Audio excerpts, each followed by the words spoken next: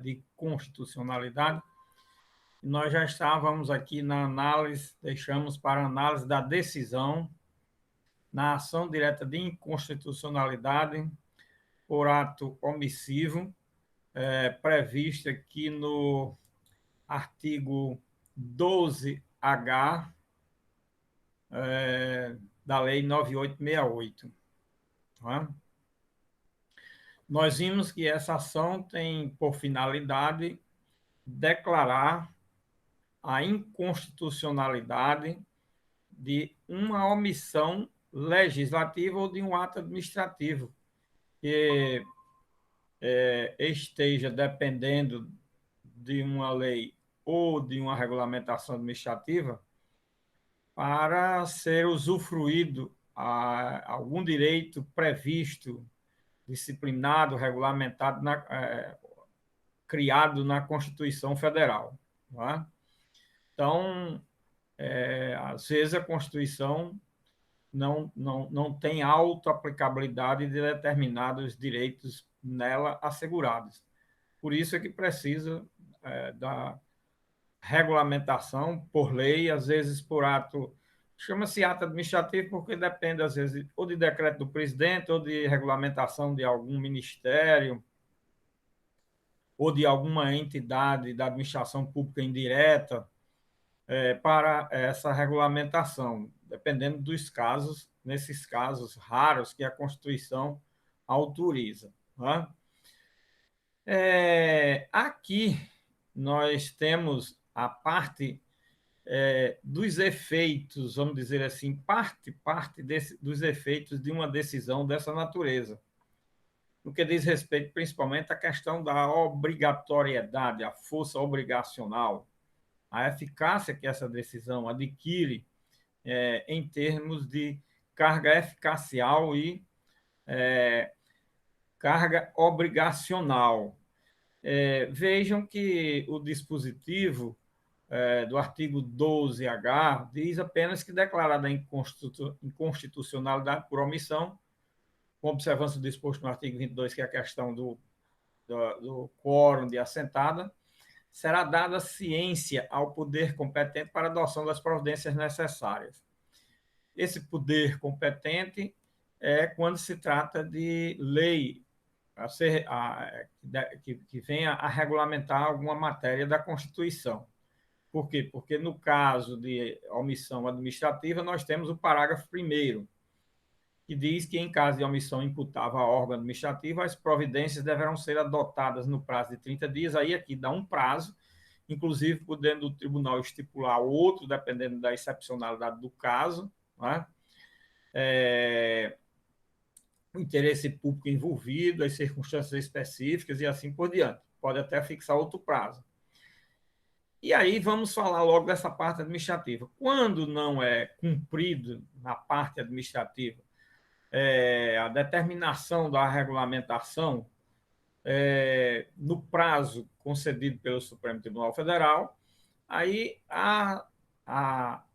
o cumprimento da decisão será feito na forma de obrigação de fazer ou não fazer. Nós estamos aqui exatamente numa situação em que, uma vez declarada a omissão, algo tem que ser feito. Então, a via adequada, o caminho indicado, é a obrigação de fazer. Então, resulta no efeito da decisão no campo da obrigação de fazer. Por isso, o constituinte, porque o que está aqui na lei está na Constituição, o constituinte e o legislador já indicaram o prazo para cumprimento daquela obrigação, fixando um outro prazo, eventualmente podendo prorrogar, se por acaso for justificado o não cumprimento do prazo previsto na lei, e assim por diante. Agora, esgotado todos os meios adequados para cumprir o ato administrativo no prazo, então as coisas serão tomadas a serem realizadas na forma do cumprimento de sentença de obrigação de fazer e não fazer. E aí, como é o cumprimento de sentença de obrigação de fazer e não fazer? No processo coletivo, nós vimos o artigo 84 do Código do Consumidor, é uma forma. Essa forma, ela está bem mais especificada, delimitada, sistematizada no Código de Processo Civil, certo? Principalmente lá nos artigos 537, 36, ali, entre 535 e 538, por ali, certo? Elas estão previstas, essas formas de cumprimento da obrigação de fazer e não fazer, inclusive contra o poder público, a obrigação de fazer e não fazer quando a fazenda pública é demandada. Então, nós temos o sistema jurídico, a forma. O grande problema, então, nesse aspecto, nesse peculiar aspecto, a forma que vem sendo dada de cumprimento da sentença é essa. Agora, o grande problema é quando se trata de providências necessárias que serão de competência de um dos poderes, que é, no caso, por exemplo, a, a, a elaboração de uma lei, de uma norma. O constituinte e o legislador disseram apenas que será dada ciência a esse poder para as providências necessárias. As providências necessárias, logicamente, é cuidar do cumprimento da decisão. O Supremo já, em algumas ocasiões, já teve a oportunidade de se pronunciar sobre essa situação, certo? E informa, e o poder legislativo não tem cumprido essa obrigação. Passa meses, anos, tem casos aí de vários anos já, e nada da decisão ser cumprida. Então, vocês vejam como é o sistema jurídico brasileiro, a harmonia entre poderes, porque quando um poder diz, recomenda, pede, solicita a outro, a harmonia é indicando que deve ser atendido, estudado, justificado. O Congresso não dá nem sequer, às vezes, nem satisfação. Às vezes não, nem dá satisfação. O Poder Executivo, da mesma forma. Então, nós temos casos e situações dessa natureza e que ficou por isso. Só que isso tem incomodado o Supremo Tribunal Federal. Você diz assim, mas professor, por que o Constituinte foi tão precário nessa situação? Primeiro, porque não se conhecia esse remédio jurídico, não se conhecia esse instituto, e achava-se que uma recomendação do Supremo seria atendida com a maior da boa vontade possível pelo Congresso. Isso baseado em quê? Baseado em dados e elementos que existem, por exemplo, na Europa. E eu não sei se eu cheguei a falar para vocês, mas informar aqui que na França, por exemplo, não tem controle de constitucionalidade pelo Poder Judiciário. Então, o Poder Judiciário lá não pode declarar nem de forma incidental, nem de forma concentrada a inconstitucionalidade de uma norma. Mas eles se deparam com situações que dizem, olha, isso aqui, essa norma, essa lei é totalmente inconstitucional. Infelizmente, a gente não pode declarar inconstitucionalidade, não pode afastar a possibilidade de aplicação dela, se fosse no controle difuso, nem retirá-la do mundo do direito, que não, se não for, como não tem um controle concentrado. Aí o que eles fazem na França? Eles recomendam, eis que o tribunal, analisando uma matéria X, se deparou com uma situação em que reconheceu a inconstitucionalidade da norma e, por isso, não tendo o controle de constitucionalidade, recomenda que o Congresso, o Parlamento, que é competente para o caso, possa revisar, verificar. O parlamento lá tem um maior interesse em receber um expediente dessa natureza e cuidar em consertar, revogar, alterar, o que for analisado e estudado. Ele considera que uma corte tendo se pronunciado, deve haver o maior respeito possível a essa decisão e eles procuram consertar. Imaginou-se aqui no Brasil que isso ocorreria no Brasil, mas olha as coisas, uma cultura às vezes não institutos aplicáveis ou aplicados a uma cultura não se adequam, não se encaixa, não tem eficácia em outra cultura. E no Brasil eles recebem um ofício desse, faz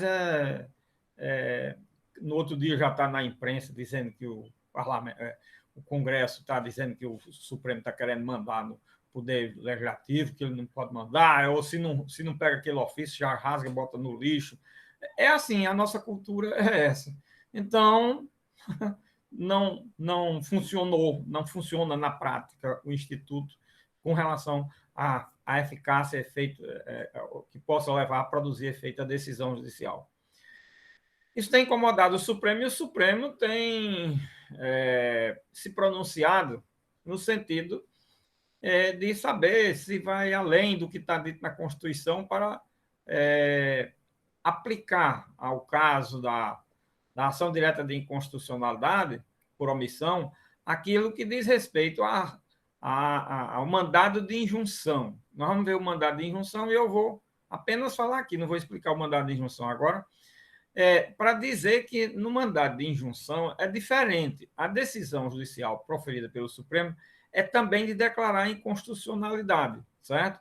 Mas no mandado de injunção, declarada a inconstitucionalidade, é dado um prazo, mesmo regulamentar a matéria por lei, é dado um prazo, se não for cumprido, aí o Supremo é quem supre a norma, o Supremo cria a norma. E nós temos no Brasil mais de um caso dessa natureza. Temos, por exemplo, o caso da greve dos servidores públicos no Brasil. Até hoje não foi regulamentado. O que é que existe? A regulamentação que existe é um mandado de injunção do Supremo Tribunal Federal. Está vendo? Tá certo? A questão do nepotismo não existe. Não foi regulamentado ainda no Brasil. O que é que existe? Uma declaração de constitucionalidade numa resolução do Conselho Nacional de Justiça que o Supremo reconheceu constitucional, e aí estendeu-se essa decisão para a administração pública brasileira. Essa é mais precária ainda, coisa assim meio surreal, mas é o que se tem no Brasil até hoje.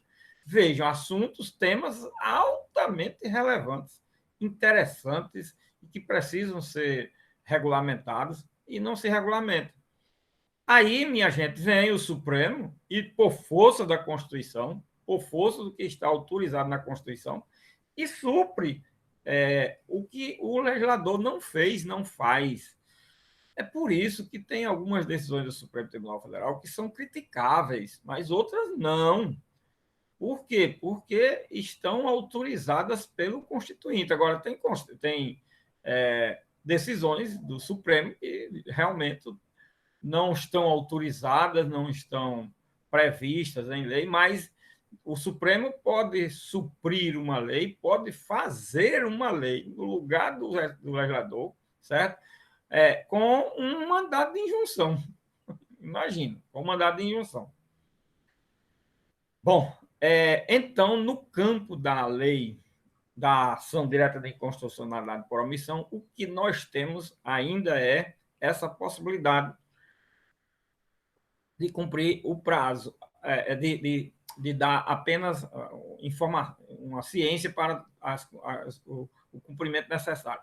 Em um determinado julgado, o Supremo já chegou a reconhecer o seguinte: que seja dado um prazo, e o Supremo, nesse caso, estava decidindo, não concluiu ainda, porque já tinha um grande número de votos, no sentido de que a ação direta de inconstitucionalidade por omissão fosse dado um prazo mesmo no cumprimento da lei, e se assim não fosse feito, não fosse cumprido esse prazo, que viesse a ser suprida a omissão pelo próprio Supremo Tribunal Federal. Quanto ao prazo, inclusive nesse julgado já tinha se alcançado, ou chegou a se alcançar, o quórum suficiente para conceder um prazo.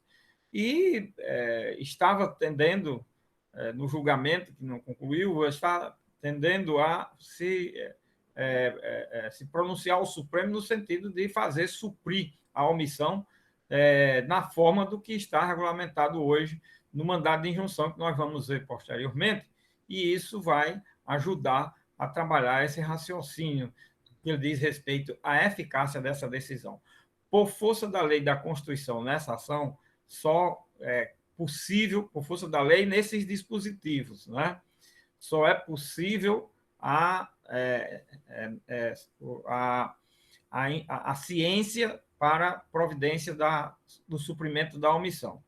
Agora, por força da ordem jurídica, aí nós temos que trabalhar agora a questão da ordem jurídica. O Supremo vier dar uma interpretação sistemática, é bem possível que ele vá exatamente culminar com a aplicação na ação direta de inconstitucionalidade por omissão, naquilo que ele já aplica no mandado de injunção, certo? Então vamos ficar por aí, porque a gente completa esse assunto no mandado de injunção, como é que é feito o mandado de injunção. O mandado de injunção que tem de forma individual e tem de forma coletiva, já está regulamentado hoje, nós vamos ver, é muito interessante. Aliás, é um dos temas que eu acho que o parlamento regulamentou de forma mais eficiente e completa, foi exatamente o mandado de injunção desses institutos novos. Não foi feliz o parlamento com relação ao mandado de segurança coletivo, mas com relação ao mandado de injunção, restou muito bem regulamentado, certo? Nós vamos ver isso mais na frente, ok? Bom, agora a gente passa aqui para o artigo 12H, para o artigo 13, capítulo 3 da Lei 9868. É da ação declaratória de constitucionalidade. Aqui a gente muda o sentido da coisa, da ação declaratória de constitucionalidade, da admissibilidade do procedimento da ação declaratória de constitucionalidade. E aí diz o artigo 13, podem propor a ação declaratória de constitucionalidade de lei ou ato normativo federal quem? O presidente da República, a mesa da Câmara dos Deputados, a mesa do Senado Federal e o Procurador-Geral da República. Vejam esse artigo aí, como é interessante, por quê? Porque esse artigo 13 trabalha com a legitimidade na ação declaratória de constitucionalidade. Trabalha com a legitimidade da ação declaratória de constitucionalidade de lei ou de ato normativo. E quando veio a ser essa matéria, quando veio a ser criada essa ação, nós já falamos dela, já falamos da evolução, como foi que se deu, depois da Constituição, o governo se sentiu ameaçado, ele entrou com a chamada emenda constitucional número 3 de revisão, criou essa ação, já explicamos tudo como foi, certo? E aí, como era naquele momento histórico uma reação do governo à sociedade civil, que estava com muita força por força da ação direta de inconstitucionalidade, deu só legitimidade só ao poder central, presidente, deputado, Câmara dos Deputados, a mesa da Câmara, do Senado e o Procurador-Geral da República. Olha, era um instituto dirigido a reagir à ação direta de inconstitucionalidade. Mas a questão hoje os legitimados da ação declaratória são apenas estes, não são mais. É por isso que está dito aí, vide artigo 103 da Constituição Federal. Por quê? Porque hoje, por força da emenda da Constituição número 45, esse é o detalhe, certo? A legitimidade da ação declaratória de constitucionalidade é a mesma da ação direta de inconstitucionalidade, certo? Então, aquele rol de legitimados que está no artigo 2º desta lei aplica-se ao rol de legitimados da ação declaratória de constitucionalidade e também na forma do que está no artigo 103 da Constituição Federal. Vejam aí, mais uma vez, aquela situação em que, pelo texto da lei, você tem uma determinada compreensão ou conhecimento de um instituto, de um assunto, de um tema jurídico. Quando você tem uma visão da ordem jurídica, o conhecimento do assunto jurídico é outro.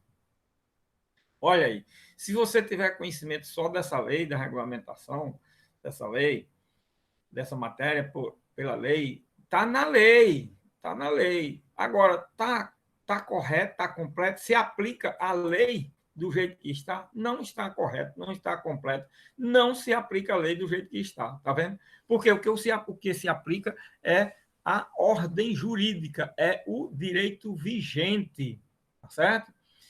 E aí, aquela história do princípio da reserva da lei, não, o princípio da reserva do direito, o princípio da reserva da ordem jurídica, que eu sempre repito, por quê? Porque esse assunto é novo, é uma coisa das últimas décadas, recente, esse tema é dos últimos 30 anos para cá, que vem se trabalhando, certo? Aqui no Brasil, o Código de Processo Civil já foi elaborado agora com essa nova terminologia. Então, a gente está começando a trabalhar os institutos jurídicos nos últimos 30 anos com essa nova visão, mas não se tinha. Então, vai dar um trabalho, vai exigir tempo para a gente se acostumar com isso, tá certo? E aí você pode ter estudado para uma prova e ter visto aí esse artigo 13 da lei 9868 e chega num concurso e coloca isso daí, dizendo quem são os legitimados da ação lá, e vem uma opção lá dizendo que você são esses quatro, e você, de acordo com a lei, é exatamente isso. De acordo com a lei, é exatamente isso. E aí você erra a questão de, mas eu botei o que está no texto da lei, o que está no texto da lei não está correto às vezes, está certo? O que está no texto da lei é preciso que esteja de acordo com a ordem jurídica, de acordo com o direito vigente, e obedeça também à hierarquia. Então, na Constituição, nós já temos uma mudança aí. Então, você tem que conhecer a Constituição também. Olha aí, são essas coisas que precisam se ter muito cuidado, ok? Muito bem, então a questão da legitimidade era essa informação aí que eu queria passar, o restante tá, já falei tudo a respeito dos legitimados lá, lá no artigo 2º da lei. Bom, aí vem o artigo 14 que trabalha com o quê? A petição inicial indicará. Aí vem a história da petição inicial como requisitos da petição e como análise de quê? Do objeto desta ação, tendo em vista que esse artigo 14 cuida dessas duas coisas. Primeiro, o requisito da petição inicial. Mas aqui os requisitos da petição inicial são só esses do artigo 14? Não, completado com o artigo, como é, artigo 319 do Código de Processo Civil, né? Com relação aos requisitos da petição inicial. Agora, aqui cuida especificamente no que diz respeito aos requisitos da petição inicial, quanto ao objeto desta ação. O objeto desta ação para poder definir, identificar, caracterizar esta ação como uma ação especial em relação às ações normais, comuns, rotineiras do Código de Processo Civil. Não é uma ação que pode ser incluída no comum das ações. Ela tem peculiaridades que a diferencia. E aqui a peculiaridade maior é o seu objeto. E aí vem a história do objeto aqui para identificar o instituto jurídico, identificar a natureza do instrumento processual, a fim de que se possa saber de que matéria se está trabalhando. Então, a petição inicial indicará o quê? Primeiro, o dispositivo da lei ou do ato normativo questionado e os fundamentos jurídicos do pedido. Nós temos aqui um dos requisitos que nós temos, por exemplo, para ação direta de inconstitucionalidade, por ato comissivo, na forma do que está no artigo 3º, esse requisito aí. O pedido com suas especificações. Pronto, também temos aqui exatamente o que está lá no artigo 3º. Professor, aqui está tudo igual ao artigo 3º. É verdade, porque nós estamos querendo declarar a constitucionalidade de uma lei ou de um ato normativo, então os dois primeiros objetos são esses, os dois primeiros elementos que têm que ser colocados são esses, o dispositivo da lei ou do ato normativo. O pedido com suas especificações. No entanto, vem o inciso 3º, e aí diz: a existência de controvérsia judicial relevante sobre a aplicação da disposição objeto da ação declaratória. Bom, minha gente, aqui é o que coloca esta ação como posicionando-a de forma a identificá-la, diferenciá-la e justificá-la dentro da ordem jurídica. É exatamente esse inciso 3. Esta ação só é possível ser ajuizada quando existe controvérsia relevante no campo judicial sobre a aplicação da lei ou do ato normativo. Olha, sobre a aplicação da disposição objeto da ação declaratória. Que disposição é objeto da ação declaratória? A lei ou o ato normativo. Como assim, professor? Olha, é preciso que a lei já tenha entrado em vigor, esteja tendo eficácia, certo? Está sendo aplicada, mas alguém está suscitando, a matéria está sendo suscitada no âmbito do judiciário, a sua inconstitucionalidade, certo? E alguns órgãos, se não todos, alguns órgãos do Poder Judiciário, estão considerando a lei como inconstitucional. Então, o que acontece aí? A lei, em princípio, deve ser considerada como constitucional, enquanto ela não é declarada inconstitucional por um órgão jurisdicional competente, ela é constitucional. É assim que nós conhecemos, sabemos, não é? Muito bem. Agora, se o judiciário já está se pronunciando pela sua inconstitucionalidade, isso vai causar o quê? Vai causar um conflito, uma controvérsia, uma insegurança, uma instabilidade muito grande dentro da sociedade. E se é uma lei de aplicação é, constante, rotineira, nossa, imagino que isso não provoca. Pois bem, é exatamente essa controvérsia, tendo em vista que alguns juízes ou tribunais estão considerando inconstitucional a lei, que enseja, oportuniza, dá a qualquer um dos legitimados do artigo 103 da Constituição, hoje, não só esses legitimados que estão aí no artigo 13, né? Mas qualquer um dos legitimados que estão arrolados no artigo 2º desta lei ou no artigo 103 da Constituição, dá a ele a legitimidade para ir a juízo aí, cuidado, ao Supremo Tribunal Federal. Nós estamos trabalhando no controle de constitucionalidade concentrado num único órgão jurisdicional, que é fazer o quê? Exatamente fazer com que o Supremo venha declarar a constitucionalidade. Por quê? Porque está havendo uma controvérsia.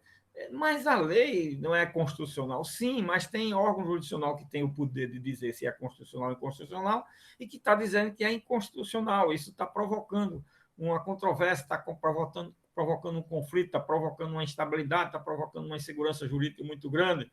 E a lei está sem saber se vai se aplicar, como. Isso dá uma insegurança muito grande à ordem jurídica, à pacificação social, etc, etc. Então, é isso que provoca, que leva a que justifique uma ação dessa natureza, dessa espécie.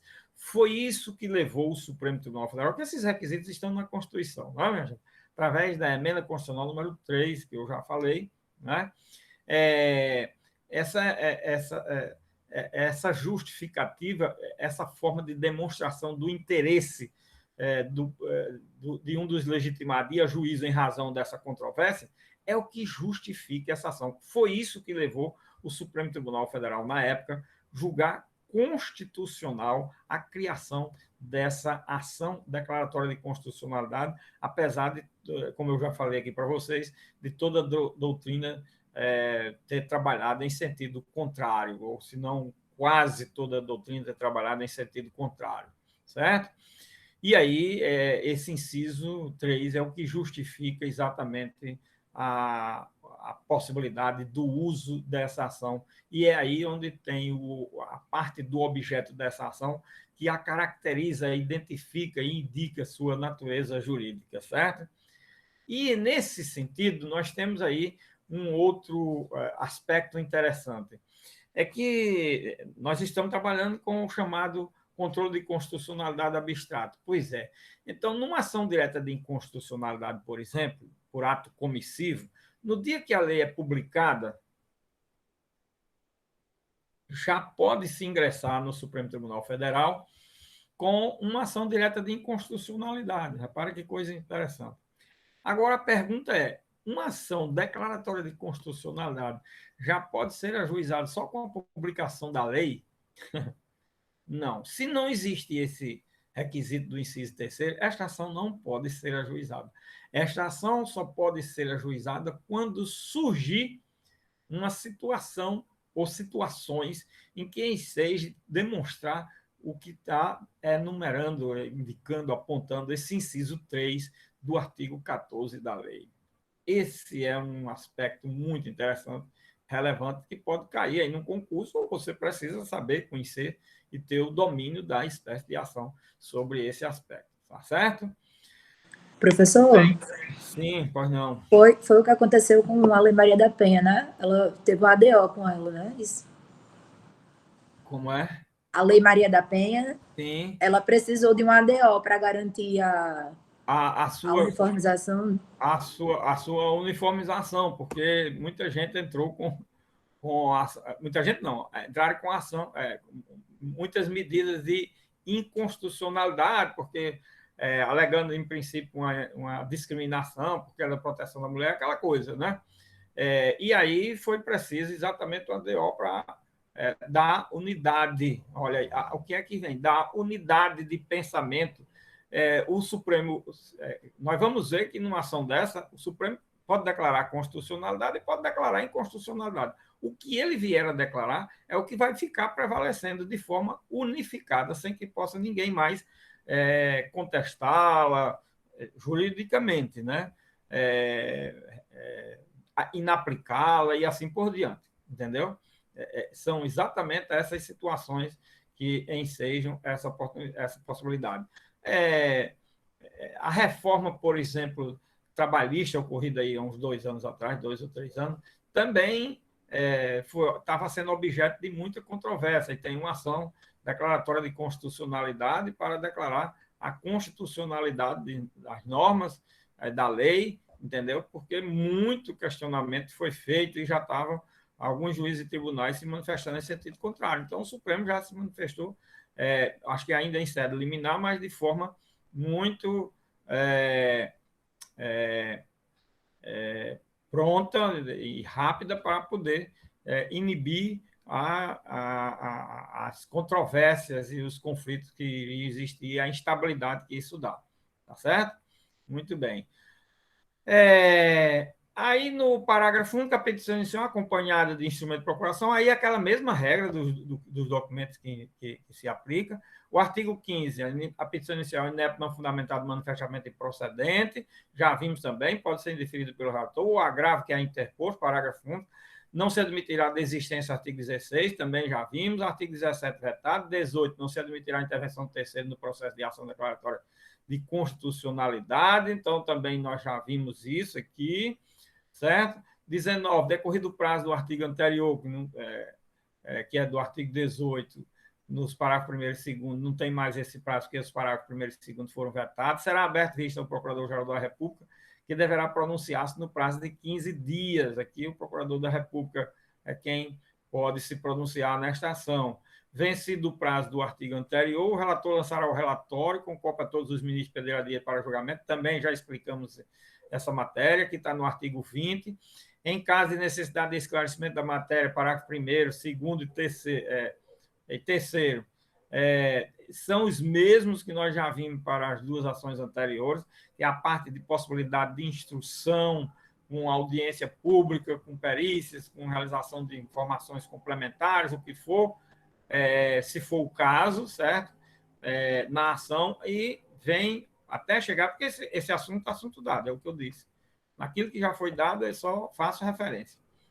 E na seção 2 da medida cautelar em ação declaratória de constitucionalidade. O que é que se trabalha com questão de relativa a cautelar, a medida cautelar numa ação declaratória de constitucionalidade? Já vimos o que é medida cautelar, já explicamos tudo isso, agora aqui é só verificar a sua aplicabilidade, a sua possibilidade, a sua previsibilidade, como ela se dá. Qual é a grande finalidade de uma medida cautelar numa ação declaratória de constitucionalidade? Aí, minha gente, nós temos aí o artigo 21, que diz: o Supremo, por decisão da maioria absoluta de seus membros, olha aí, o Supremo, por decisão da maioria absoluta de seus membros, vem a mesma coisa aqui, quem pode, em regra, conceder a medida cautelar é só o tribunal, poderá deferir pedido de medida cautelar, na ação declaratória de constitucionalidade. Consistindo em quê? Visando o quê? Objetivando o quê? Na determinação de que os juízes e os tribunais suspendam o julgamento dos processos que envolvam a aplicação da lei ou do ato normativo objeto da ação até seu julgamento definitivo. Olha aqui qual é a finalidade da ação declaratória de constitucionalidade no que diz respeito a uma medida cautelar nesta ação. É exatamente, minha gente, utilizar desta medida para suspender, olha, aqueles processos que foram ajuizados por força do do inciso 3 do artigo 14, certo? Por quê? Porque nós estamos tendo o quê? O que provocou o ajuizamento dessa ação? A controvérsia nos tribunais, nos juízes ou tribunais. Então, qual é a medida imediata que deve ser tomada? Suspender esses processos nos juízes ou tribunais. Suspender o julgamento desses processos. Por quê? Porque tem que, até que haja o julgamento definitivo da ação declaratória. Por quê? Porque esses julgamentos, primeiro, podem sair de forma contraditória. Um juiz julga de uma forma, outro julga de outra. Está em estabilidade, em segurança. Segundo, podem julgar de forma diferente do Supremo. O Supremo declarou constitucionalidade, tem alguns julgados declarando a inconstitucionalidade. O Supremo declarou inconstitucionalidade, tem alguns julgados que declarou a constitucionalidade. Então, isso provocaria uma discrepância de julgamento, seja entre os julgamentos dos tribunais, seja entre os julgamentos dos tribunais e a própria decisão do Supremo ao final. Certo? Por isso que se suspendem essas ações. Suspende essas ações até aguardar o julgamento definitivo. Com o julgamento definitivo, aí sim, todas essas ações serão adaptadas ao julgamento do Supremo Tribunal Federal, como nós vamos ver mais na frente isso daqui, tá certo? Então, estamos vendo aí por que é que se justifica uma medida cautelar numa ação declaratória de constitucionalidade. E, concedida a medida cautelar, o Supremo fará publicar em sessão especial a parte dispositiva da decisão no prazo de 10 dias, devendo o tribunal proceder ao julgamento da ação no prazo de 180 dias, sob pena de perda de sua eficácia. Bom, aqui está dizendo o seguinte: uma vez concedida a medida cautelar, aí terá que ser publicada essa decisão no prazo de 10 dias. É aquela história da publicação no Diário Oficial como ato jurídico relevantíssimo para poder a decisão ter eficácia. Esse é um grande problema. Vai ter eficácia. Aquela história que a gente falou, cuidado lá, quando a gente falou dos elementos da sentença, primeiro a questão da publicação do ato da sentença, a eficácia, os efeitos, a coisa julgada, tudo isso a gente falou, e dando muita importância, relevância à questão da publicação de uma sentença, e falei também como é que se dá a publicação nos tribunais. Nos tribunais é preciso que haja publicação do acordo, diferentemente do que há com relação aos juízes de primeiro grau. A publicação da sentença de primeiro grau, ela se dá apenas com a liberação da sentença, independentemente de ter havido qualquer publicação, ela já está publicada e já começa a produzir efeito e eficácia. Esse aqui é o detalhe, nós já vimos isso, expliquei detalhadamente. Cuidado, aqui nós estamos tendo exatamente a questão da eficácia a partir de que momento? De uma decisão cautelar, numa ação declaratória de constitucionalidade. Agora, concedida essa medida, segundo o legislador, aí a ação principal tem que ser julgada no prazo de 180 dias. Se não for julgada no prazo de 180 dias, perderia a eficácia a decisão da liminar ou da medida cautelar na ação declaratória de constitucionalidade. Eu quero dizer que o Supremo já declarou ineficaz essa parte da norma. Disse que não. Os efeitos da decisão da medida cautelar na ação declaratória de constitucionalidade perduram até o julgamento definitivo da ação, independentemente de ter sido no prazo de 180 dias, que são 6 meses, ou 6 anos, ou 60. Não. O Supremo já disse que não tem força eficacial de fazer perder a eficácia da decisão o não cumprimento desse dispositivo no que diz respeito ao prazo de validade da medida cautelar, tá certo? Isso é muito interessante porque está aí na lei, coloca-se isso lá numa prova e não está tendo essa parte do dispositivo, não está tendo eficácia nenhuma, não produz nenhum efeito, porque o Supremo retirou a eficácia da norma nesse sentido, ok? Bom, minha gente, aí vem o quê? Nós vimos aí, até agora, até o artigo 21, nós vimos as especificidades a respeito de 3 ações de controle de constitucionalidade concentrada, principalmente quanto ao seu objeto, principalmente quanto ao seu a sua legitimidade, que hoje está unificada, ficou fácil, né? Mas é preciso entender bem a questão do artigo 13 da lei, que não foi alterada a lei, mas foi alterado o sistema jurídico com a alteração que houve na Constituição. Olhem essas coisas aí, que elas são muito importantes, né?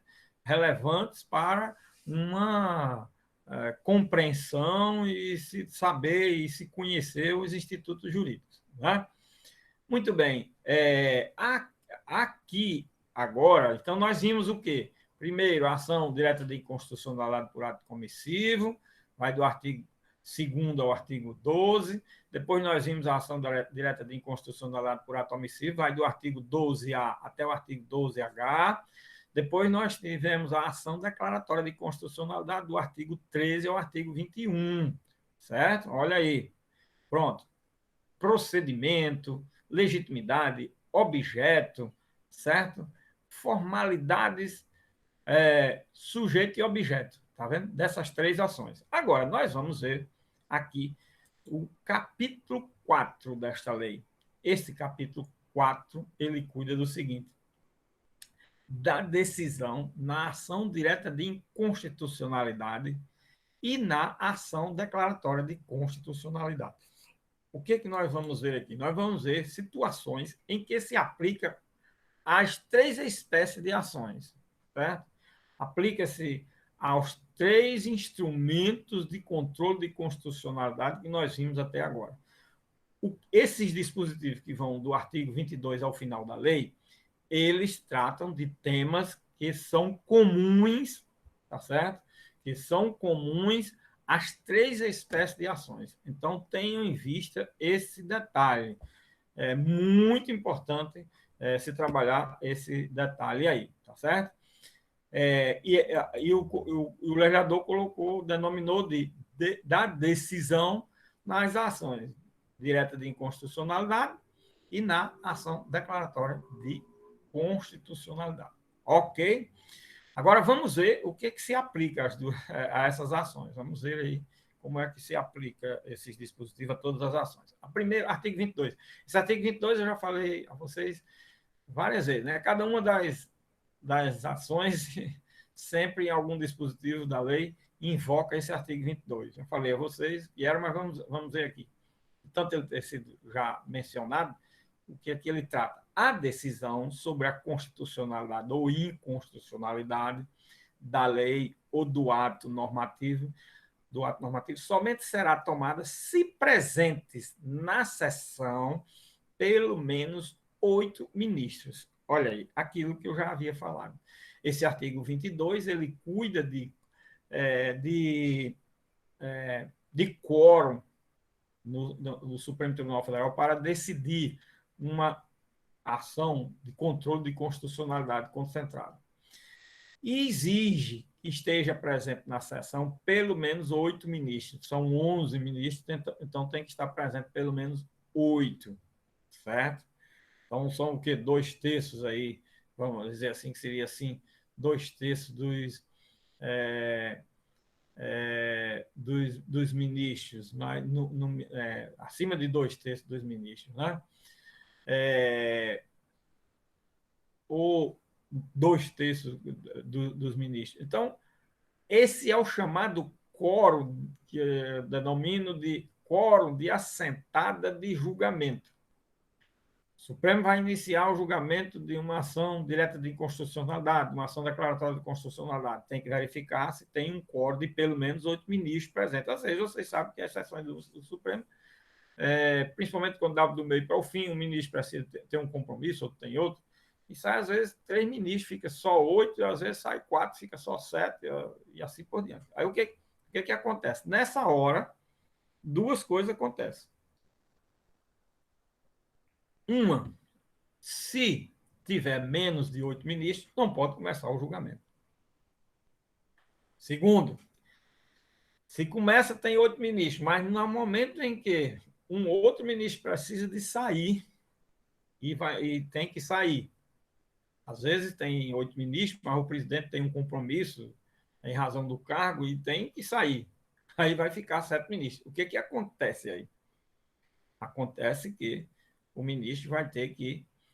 o julgamento vai ficar suspenso exatamente naquele momento. Naquele momento ali, o que é? Tem um ministro que está votando, professor. Ele trouxe um voto escrito, leu 20 páginas, ainda falta 20. Às vezes os ministros nos votos de 70, 80, 100, 200 páginas. Então, onde ele estiver fazendo a leitura, fica suspensa a leitura. E só pode continuar agora numa outra assentada de julgamento, quando tiver o quórum de assentada de julgamento. Então, esse artigo 22 indica isso, resumidamente, o quórum de assentada de julgamento, tanto para iniciar como para continuar esse julgamento. Ok? Então, artigo 22, muito interessante aí para você ter essa ideia. Bom, agora, no artigo 23, nós temos o seguinte: efetuado o julgamento, proclamar-se-á a constitucionalidade ou a inconstitucionalidade da disposição ou da norma impugnada, se num ou no outro sentido se tiverem manifestado pelo menos 6 ministros, quer se trate de ação direta de inconstitucionalidade ou de ação declaratória de constitucionalidade. Esse artigo 23 capta o que é que ele está dizendo? Ele está informando o quórum de resultado, o quórum de julgamento, certo? Esse artigo 23 ele está cuidando do quórum de julgamento. Tanto para declarar a constitucionalidade como a inconstitucionalidade, então, nas duas espécies de ações, está vendo? Ou nas 3 espécies de ações, é preciso que o resultado advenha com pelo menos 6 ministros num determinado ponto de vista. Olha aí, tá certo? Se isso não ocorrer, não se alcança o quórum de resultado. Ou enquanto isso não ocorrer, não ocorre o quórum de resultado. O que é que significa isso? E o parágrafo vai explicar, mas eu já vou adiantar logo aqui o que é. Se por acaso tiver uma assentada de julgamento de 8 ministros, tem 8 ministros. Agora, 4 se pronunciou num sentido e 4 no outro. O julgamento não se conclui. É preciso que haja. Aí eu já expliquei isso a vocês quando eu expliquei a questão da importância do relator fazer o relatório, olha, porque tá vendo? Eu disse, para poder e depois entregar cada um desse relatório a cada um dos ministros, para poder não se alegar aquela história de que eu não assisti o relatório, eu não assisti os debates, ou ele vai assistir às gravações, ou já assistiu às gravações que existiu, ou vai ter que assistir, pedir visto para assistir e depois julgar. Não pode se negar a julgar. Então, veja o que é que diz esse parágrafo. Se não for alcançada a maioria necessária da declaração de constitucionalidade ou de inconstitucionalidade, e o que eu já falei, estando ausente ministro em número que possa influir no julgamento, olha, tem 8, 4 votou num sentido, 4 no outro, pronto, não deu resultado. Este será suspenso a fim de aguardar-se o comparecimento dos ministros ausentes até que se atinja o número necessário para a aprovação da decisão num ou no outro sentido, pela constitucionalidade ou inconstitucionalidade. Aprovação de quê? Da decisão, numa ação direta ou numa ação declaratória, certo? Esse aqui é Essa aqui é a grande questão, certo? Que se deve ter em vista que não se conclui o julgamento enquanto não se alcança o quórum de resultado. Qual é o quórum de resultado, professor? É exatamente 6 ministros terem que se pronunciar num único sentido, certo? De julgamento pela constitucionalidade ou pela constitucionalidade ou inconstitucionalidade, num sentido ou no outro, tá vendo? Prolação da decisão num sentido ou no outro. Então, os artigos 22 e 23, eles cuidam, o 22 de quórum de assentada de julgamento e o 23 de quórum de resultado de julgamento. São duas coisas muito parecidas, porém bem diferentes, tá certo? Não se equivoquem nesse ponto. Duas coisas muito parecidas, mas duas coisas muito diferentes. Uma coisa, por isso que em direito tem muito. Uma coisa é uma coisa, outra coisa é outra coisa. Aliás, no julgamento do Supremo, eles dizem muito isso. Viu? Uma coisa é uma coisa, outra coisa é outra coisa. Eu digo sempre que a gente, quando termina o curso de Direito, já sabendo isso, já é uma grande vantagem. Tá certo? Que uma coisa é uma coisa, outra coisa é outra coisa. Isso já dá um bom. É, é, um bom respaldo para se entender as coisas em direito, porque tem muitas coisas em direito que são muito parecidas, mas são muito diferentes. Essa daí é uma delas, ok? Bom, minha gente, aí em seguida vem o artigo 24. Esse artigo diz: proclamada a constitucionalidade, julgar-se-á improcedente a ação direta ou procedente eventual ação declaratória. E proclamada a inconstitucionalidade, julgar-se-á procedente a ação direta ou improcedente eventual ação declaratória. Você pode olhar assim e dizer, professor, esse artigo é muito, sei lá, redundante e óbvio, muito besta, muito, sei lá, alguma forma que você queira dizer. Não, esse artigo é de uma importância extraordinária. E ele é um dos artigos que indica uma das características dos procedimentos especiais.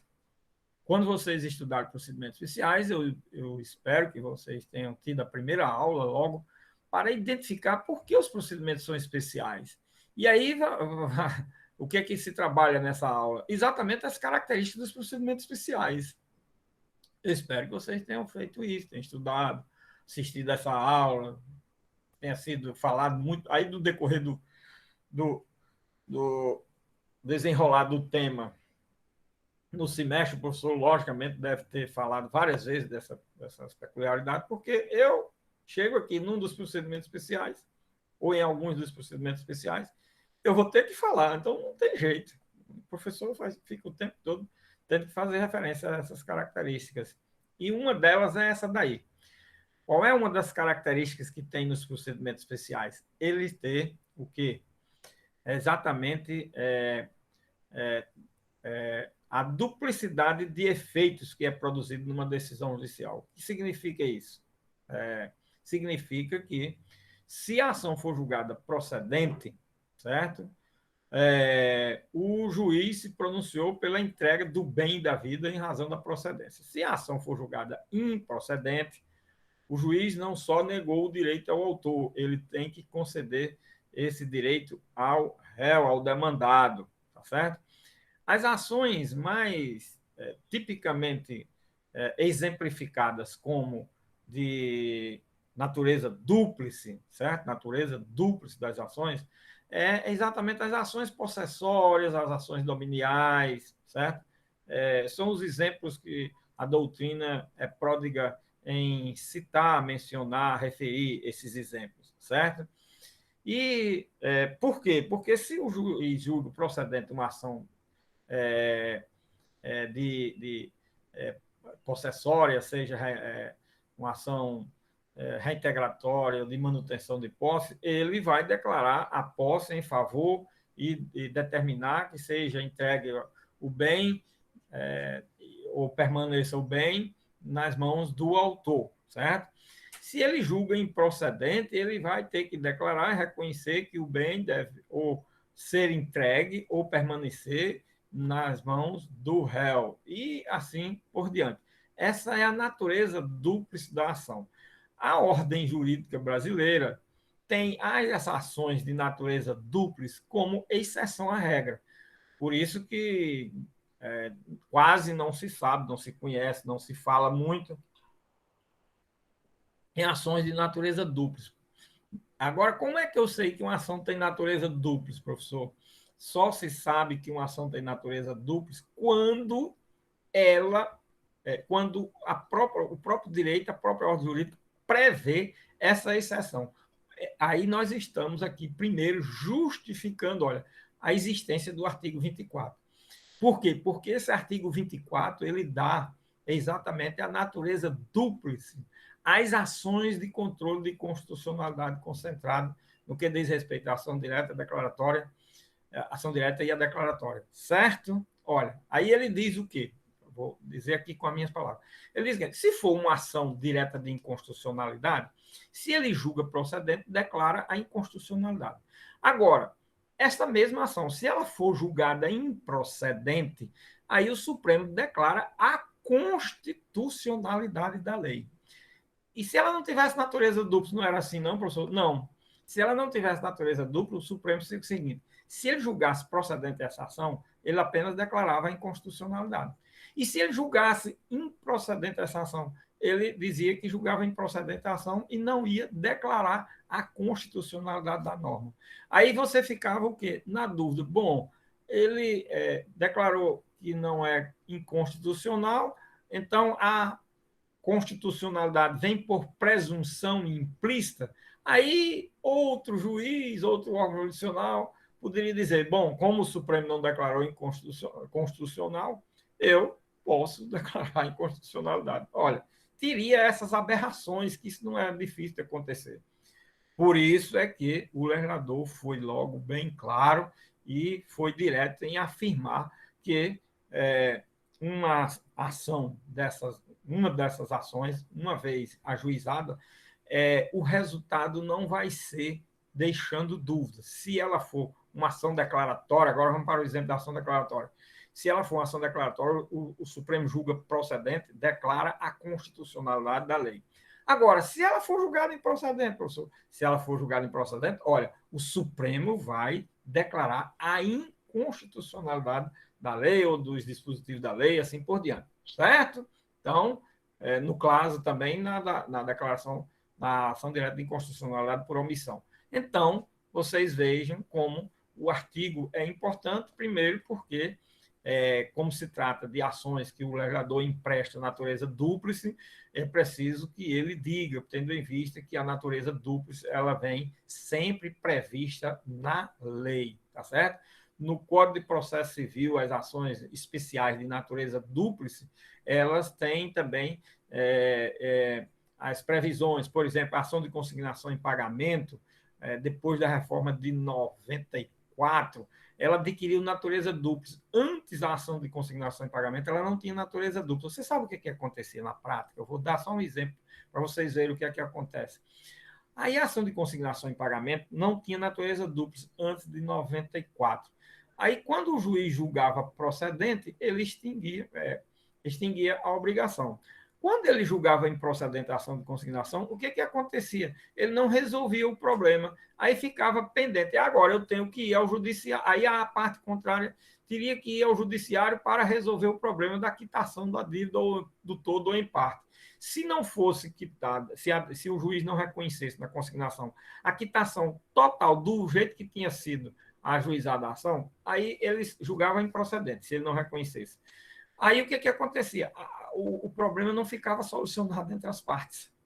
Aí, em 94, o legislador foi e deu natureza dupla ação de consignação em pagamento. O que significou isso, professor, na prática? Significou o seguinte: se alguém vai a juízo com a consignação em pagamento, dizendo que pagou, vamos dizer que pagou a dívida, a ação, ao final, tem que chegar a um resultado de que ou pagou ou não pagou, ou pagou em parte e dizer nessa parte o que é que falta.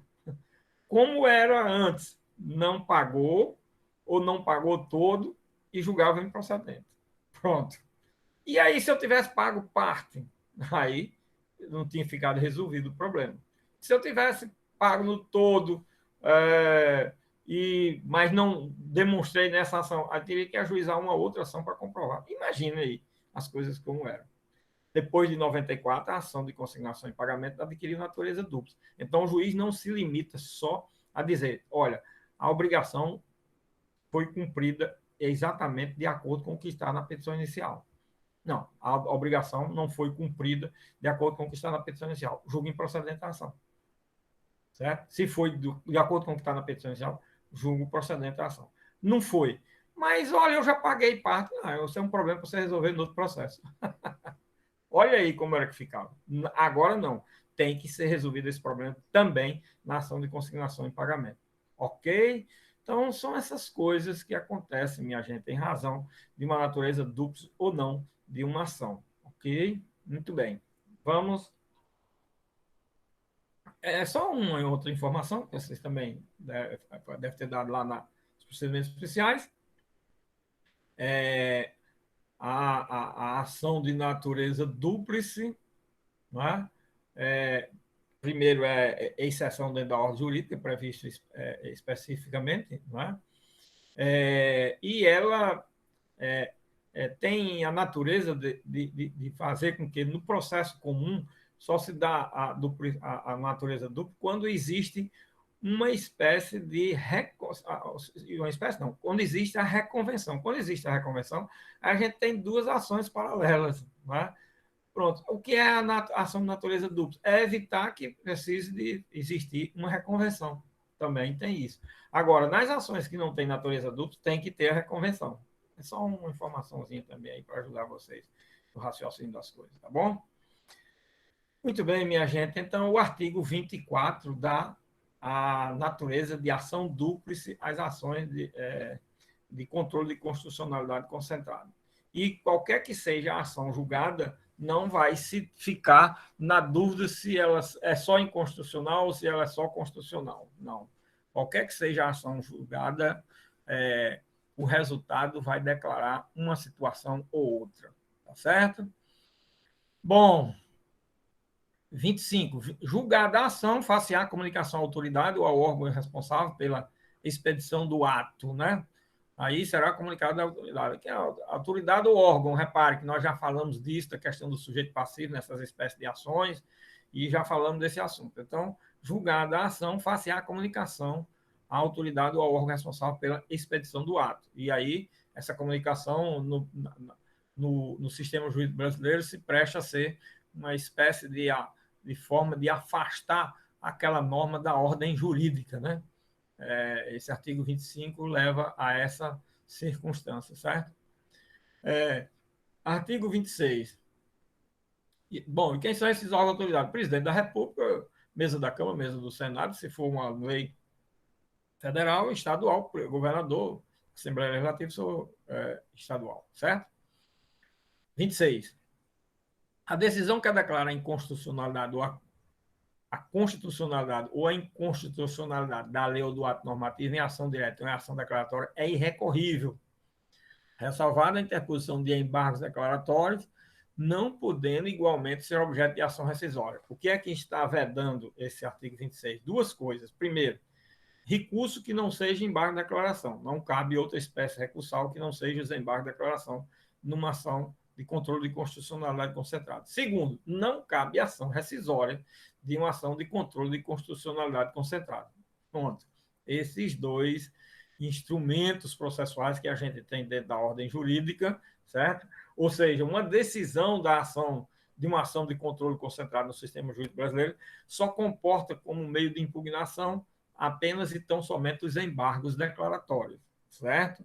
Não comporta as outras espécies recursais, nenhum agravo interno, nem outro excepcional recurso, até porque o recurso seria para onde, para quem? Só se fosse um recurso interno para dentro do próprio Supremo, mas já é uma decisão proferida pelo Pleno, não tem condições, não é? E como é que, o que é que pode se utilizar? Os embargos de declaração. Por isso que os embargos de declaração numa ação de controle de constitucionalidade, é preciso dizer isso também, eles adquirem uma importância muito grande, porque a única forma que tem do Supremo corrigir um erro aí muitas vezes diz, olha, o Supremo nessa declaração de inconstitucionalidade, ele terminou praticamente modificando o julgado anterior. É possível que isso aconteça. E pode ser que não agrade realmente a determinadas pessoas interessadas, etc. Mas o problema é que se ele reconheceu um erro, um equívoco, algo assim, ele não tinha outra forma de corrigir aquilo a não ser através desse remédio jurídico, que são os embargos de declaração. Não tem rescisória, também não vai ter uma rescisória depois. Então, os embargos de declaração termina substituindo toda espécie de recurso e ainda uma ação rescisória. A realidade que a gente tem que trabalhar é essa, certo? E algum conserto que deve existir é nessa fase, só com o recurso de embargo de declaração. Essas coisas precisam ser entendidas, explicadas, para que não se fale de forma estrambelhada, de forma desordenada, com ignorância, e dizendo as coisas mais estapafúrdias que pode se dizer com relação a uma decisão do Supremo Tribunal Federal. Quando, não estou dizendo aqui que o Supremo decide toda a vida de forma correta, minha gente, eu estou dizendo que é preciso que, para se dizer que o Supremo errou, se tenha em vista todo o acervo de conhecimento sobre a matéria para se chegar a essa conclusão. Esse aqui é o detalhe. Pronto. O Supremo erra muito. Certo? Certo? Já dizia o ministro Marco Aurélio, antes de se aposentar, que o Supremo nunca erra porque ele erra por último. Não tem mais ninguém para corrigir, então é como se ele não errasse, mas ele erra, é verdade. Mas erra por último, e aí o erro realmente fica permanente. E é muito ruim uma situação dessa. É péssima uma situação dessa, quando ele erra. Por quê? Quem é que corrige? Agora mesmo, independentemente do conteúdo dos efeitos da decisão, muita gente batendo forte, está batendo forte aí no Supremo, em razão de estar decidindo de acordo, de acordo com o regimento. E quem é que interpreta o regimento do Supremo Tribunal Federal? Afora ele. Ninguém mais. Olha aí. Tá certo? Tem essas coisas. O sistema jurídico mundial, ele tem esse... É um defeito? Tem. Agora, onde é que existe a correção desse defeito? Como é que... deveria ter um controle de um órgão maior. Meu amigo, aí quem era que controlava o órgão maior? Aí ia se justificar que tinha que ter um controle do controle do órgão maior e não chega nunca ao fim. Essa é a realidade. O que nós precisamos é ter o mínimo ético. Foi um artigo que eu escrevi aí sobre isso, a questão do mínimo ético. É você decidir de forma a que venha, pelo amor de Deus, a atender a ordem jurídica brasileira, procurando dar uma interpretação e fazer uma leitura da norma que seja a melhor possível ou a melhor interpretação da norma, na visão do Orc, na visão de Carlos Nino, na visão desses autores mais modernos aí, certo? Que trabalham isso. Trabalhar com a base principiológica de Alexis também é muito bom, só que a base principiológica de Alexis ainda leva a mais susceptibilidade do julgador para decidir o caso concreto com muita isenção, aplicando determinados princípios, porque o que tem que acontecer na prática e uma parcela da doutrina reclamada é exatamente que se cria um princípio na hora, o chamado princípio ad hoc, o princípio ad hoc, o principiologismo, para quê? Para justificar uma decisão judicial que não tem nada a ver, não tem aquele princípio, só se cria para o caso concreto. Aí não dá. Aí não dá. É muito complicado. É preciso que se trabalhe isso de forma muito profunda e com isenção e sem os grilos de julgador. Esse aqui é o detalhe, certo? Muito bem. 26, 27. Esses artigos 27 e 28, eles são muito ricos. Né? Muito ricos. Não é? Ao declarar a inconstitucionalidade da lei, artigo 27, né? Ou ato normativo, e tendo em vista razões de segurança jurídica ou de excepcional interesse social, poderá o Supremo Tribunal Federal, por maioria de 2/3 de seus membros, restringir os efeitos daquela declaração ou decidir que ela só tenha eficácia a partir de seu trânsito em julgado ou de outro momento que venha a ser fixado. Olha aí, minha gente, esse artigo 27 é outro artigo muito polêmico.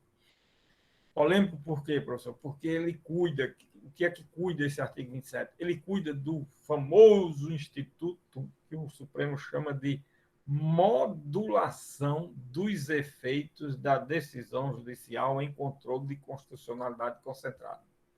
Modulação dos efeitos da decisão judicial em matéria de controle de constitucionalidade concentrada. Então, olha, nós aí vamos trabalhar a terceira parte da questão da prova. Qual é a terceira parte, professor? É exatamente falar sobre os efeitos da decisão judicial no controle de constitucionalidade concentrado no que diz respeito à modulação. A modulação dos efeitos, ela pode se dar, ou os efeitos da decisão, eu já falei para vocês e a gente vai voltar aqui. Ela pode se dar, o artigo 28 vai falar talvez melhor, né? Explicitar essa situação que eu vou falar, o artigo 27 e 28 diz. Então, os efeitos da decisão, esses efeitos, ela pode se dar com relação aos sujeitos, certo? Com relação ao objeto e com relação ao tempo, certo? Com relação ao tempo. Esse artigo 27 cuida dos efeitos da decisão com relação ao quê? Com relação ao tempo. Olha aí. Agora, por quê? Porque os efeitos da decisão de controle de constitucionalidade, qual é a regra? Porque aqui diz, tendo em vista razões de segurança jurídica ou de excepcional interesse social. Bom, então a regra, aí diz, aí por maioria de 2/3 de seus membros, aí 8 ministros, né? Ele pode o quê? Restringir os efeitos daquela declaração, restringir os efeitos daquela declaração, restringir o quê? O objeto. Não vai ser sobre tudo isso que você está pedindo. Vai ser sobre parte do dispositivo, vai ser sobre parte da matéria, fica excluído isso, fica excluído aquilo, e fica incluído isso, ou fica incluído aquilo. Isso é o quê? Efeito quanto ao objeto. Está exatamente aqui nesse trecho do artigo. Restringir os efeitos daquela declaração. Ou decidir que ela só tenha eficácia a partir de seu trânsito em julgado. É efeitos aqui com relação ao quê? Ou de outro momento que venha a ser fixado. Efeito quanto ao tempo. Aqui, efeito quanto ao objeto, certo? E aqui, efeito quanto ao tempo. Efeito quanto ao objeto. Restringir os efeitos daquela declaração. Ou decidir que ela só tenha eficácia a partir de seu trânsito em julgado. Ou de outro momento que venha a ser fixado. Tá certo? Bom, isso por quê? Porque se não tiver essa excepcionalidade que o legislador está dando, quais são as excepcionalidades? Vamos dizer aqui, a excepcionalidade quanto ao tempo. Quanto ao tempo, ele está dizendo que pode ser a partir do seu trânsito em julgado. Então, se ele está dizendo que excepcionalmente pode ser a partir do trânsito em julgado, é porque os efeitos da decisão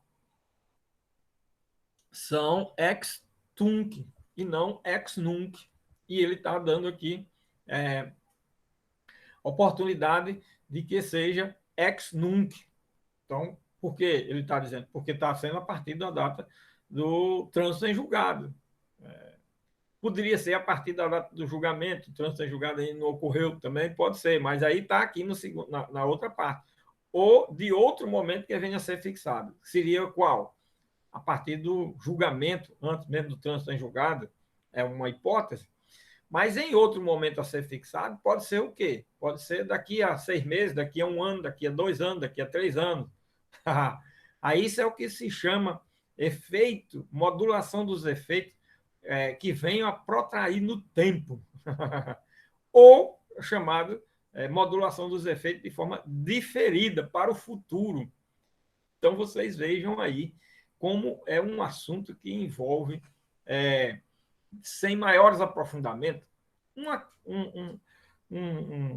uma dúvida, um questionamento muito forte. Né? Então, aqui, 27, nós temos o famoso o famoso tema modulação dos efeitos da decisão judicial. E aqui nós vimos que, pelo texto da lei, nós temos modulação dos efeitos quanto ao objeto e quanto ao tempo, certo? Quanto ao objeto e quanto ao tempo. Quanto ao objeto e quanto ao tempo, certo? Quanto ao objeto, ele pode ser, dependendo do que você quer nessa declaração de constitucionalidade, o Supremo dizer, declarar inconstitucionalidade só de parte do dispositivo, só do dispositivo tal, ou pode ser de quê? Da matéria tal, os assuntos tais e tais ficam fora, não estão nessa inconstitucionalidade. Quer dizer, dependendo do caso concreto, eu vou trabalhar com o objeto da própria ação declaratória de inconstitucionalidade. Tá certo? Agora, quanto ao tempo, agora só vai ser a partir daqui a 1 ano, daqui a 2 anos. E isso tem acontecido no julgamento do Supremo, minha gente. Professor, quer dizer que o Supremo declara a inconstitucionalidade de uma lei hoje. Essa lei, ele diz que não é constitucional, certo? Ela, inclusive, tem que sair do mundo jurídico, né? Agora, vem o Supremo e diz, agora, ela só vai sair do mundo jurídico, ela vai continuar tendo eficácia até nós estamos o quê? Em agosto de 2021, até janeiro de 2023. Um exemplo. Pode ser, professor? Pode. Exatamente fixando outro momento que venha o Supremo se manifestar nesse sentido. Isso já aconteceu de ser 2, 3 anos para frente. Já aconteceu. Isso acontece muito, minha gente. É frequente acontecer em situações em que se declara inconstitucionalidade de leis estaduais, que são declaradas, às vezes, inconstitucionais, formais, por iniciativa, lei que criam cargos, funções, empregos, etc., naquele Estado, e que não teve iniciativa do presidente da República. Essas leis só tem iniciativa do governador, aliás. Aí, governador, pode ser do presidente da República ou federal, mas estadual aí. Só pode, essas leis criando cargos, extinguindo, etc., só pode ser por iniciativa do executivo. Se não for, não pode. Então, o que acontece nessa hipótese? Muitas das vezes, as assembleias se arvoram desse poder e exorbitam do seu poder, né? Se arvoram do poder do governador e se exorbitam seu poder e criam cargos, empregos, funções, etc. Certo? E aí o governador entra com uma ação direta de inconstitucionalidade no Supremo. O Supremo, 2, 3, 4, 5, 8, 10 anos depois, vem declarar a inconstitucionalidade da lei. Acontece que esses cargos já foram preenchidos, o pessoal já tem, houve concurso, tudo foi cumprido para dar efetividade e eficácia à lei. Aí o Supremo, aí já vem a alegação de quê? Já vem a alegação de que agora declarar a inconstitucionalidade dessa lei, o desastre seria maior do que ela permanecer.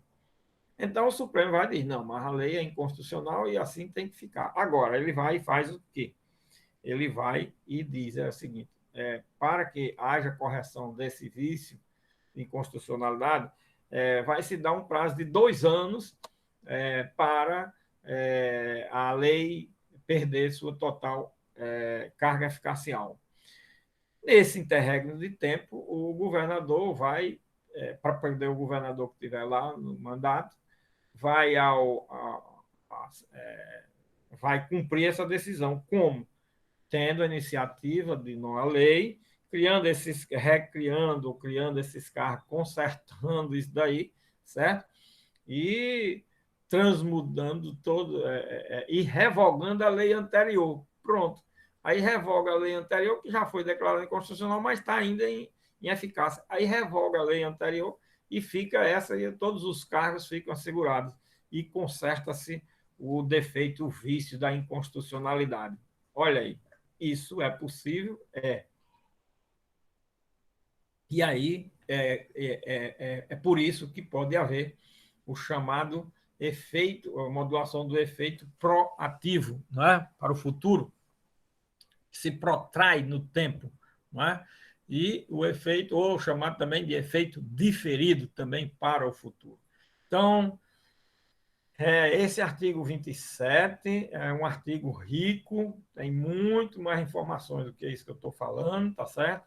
Mas eu estou dando aqui os elementos mínimos, básicos, para se aprofundar no estudo de um dispositivo dessa natureza. E, logicamente, o que eu quero é que na prova conste pelo menos isso que eu estou falando, certo? Que já é uma razoável, é, já é uma razoável e boa informação sobre o dispositivo, ok? Aí, em seguida, vem o artigo 28. Dentro do prazo de 10 dias após o trânsito em julgado da decisão, o Supremo fará publicar em sessão especial do Diário da Justiça do Diário Oficial da União a parte dispositiva do acordo, que é a questão da publicação, no artigo 28 caput, né? Para poder a norma, se for a declaração de inconstitucionalidade, passar a perder a eficácia. Tirando, é por isso que diz aqui, tirando essas hipóteses em que o Supremo tenha modulado os efeitos. Se ele não modulou os efeitos, então vai ser a partir da publicação a questão dos efeitos da decisão. Ok? Agora, o parágrafo 1 do artigo 28 é muito rico, certo? É muito rico por quê? Porque ele cuida de um outro assunto, que é a última parte da prova, certo? Qual é a parte da prova? A parte da prova em que nós vamos trabalhar. A prova vai ser: fale sobre a evolução do controle de constitucionalidade concentrado no Brasil. Essa é a terceira prova já, viu? Sem terminar nem a segunda, mas já estou dando aqui, estou dando a matéria e explicando para vocês. A segunda parte da prova discorra sobre os objetos, sobre os instrumentos, quais são os instrumentos processuais constitucionais e o objeto de cada um, falando e venho explicando cada um. Terceira parte da prova, discorra sobre a questão da modulação dos efeitos em uma decisão judicial de controle de constitucionalidade concentrada. E a quarta questão, a quarta parte da questão, vai ser exatamente o que nós vamos trabalhar aqui no parágrafo 1. E o que é que esse parágrafo 1 cuida? Vamos ver aqui. A declaração de constitucionalidade ou de inconstitucionalidade, inclusive a interpretação conforme a Constituição, e a declaração parcial de inconstitucionalidade sem redução de texto, tem eficácia contra todos e efeito vinculante em relação aos órgãos do Poder Judiciário e à administração pública federal, estadual e municipal. O que é que nós temos aqui? Veja que esse dispositivo é impressionante, porque ele tem uma riqueza de informação muito grande. Num parágrafo do artigo 28. Nós temos aqui, minha gente, as espécies de declaração de constitucionalidade ou inconstitucionalidade. O que são as espécies de declaração de inconstitucionalidade? É chamada as espécies de declaração de constitucionalidade ou inconstitucionalidade, são exatamente aquelas que dizem respeito à questão relativa à inconstitucionalidade total, parcial, conforme, etc, etc. Quantas espécies podem ser extraídas desse parágrafo 1? A declaração de constitucionalidade ou de inconstitucionalidade, inclusive a interpretação conforme a Constituição, essa é uma. E a declaração parcial de inconstitucionalidade, essa é outra, parcial. Sem redução de texto, com redução de texto é uma terceira. Se tem com redução de texto, nós temos o quê? Uma sem redução de texto, não é isso? E se tem a parcial, nós temos o quê? Uma total. Então, nós temos aqui, no mínimo, o quê? quatro espécies de controle de constitucionalidade. Preste atenção, 4 espécies de controle de constitucionalidade é diferente de 4 instrumentos ou de 5 instrumentos de controle de constitucionalidade. Os 5 instrumentos de controle de constitucionalidade são ação direta de inconstitucionalidade por ato comissivo, ação direta de inconstitucionalidade por ato omissivo, ação declarada de constitucionalidade, arguição do descumprimento do preceito fundamental que nós vimos e representação da inconstitucionalidade por ato interventivo. Esses são os 5 instrumentos com seus objetos que eu já falei hoje aqui. Agora, aqui é outra coisa. Quais as espécies? Como é que as espécies aqui, quais as formas que o Supremo Tribunal Federal declara a inconstitucionalidade? Quais as espécies de declaração de inconstitucionalidade? A espécie total, aí, olha, nós temos a declaração de inconstitucionalidade total, a declaração de inconstitucionalidade parcial com redução de texto, a declaração de inconstitucionalidade parcial sem redução de texto e a declaração de inconstitucionalidade conforme a Constituição. Bom, professor, como é que se dá cada uma dessas espécies ou subespécies? É a seguinte: declaração de inconstitucionalidade total. Eu vou dar aqui uma visão assim bem objetiva, os autores fazem o maior festival com essa matéria, certo? Eu vou dar aqui uma forma a mais objetiva e compreensível possível. Até o próprio Marco Aurélio criticava muito, por exemplo, a inconstitucionalidade parcial sem redução de texto com inconstitucionalidade conforme a Constituição. Vou dar aqui as situações, como é que ocorre isso.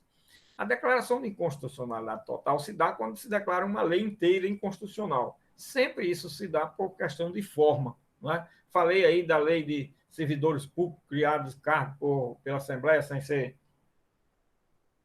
por iniciativa do governador, se fosse federal por iniciativa do presidente da República e assim por diante. Isso aí é declarada inconstitucionalidade total da norma, aquele que diz respeito àquela matéria.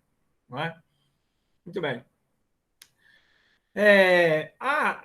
Essa é a declaração de inconstitucionalidade total. A declaração de inconstitucionalidade parcial com retirada do texto é o seguinte: a declaração de inconstitucionalidade de um artigo, de um parágrafo, de um inciso inteiro, de um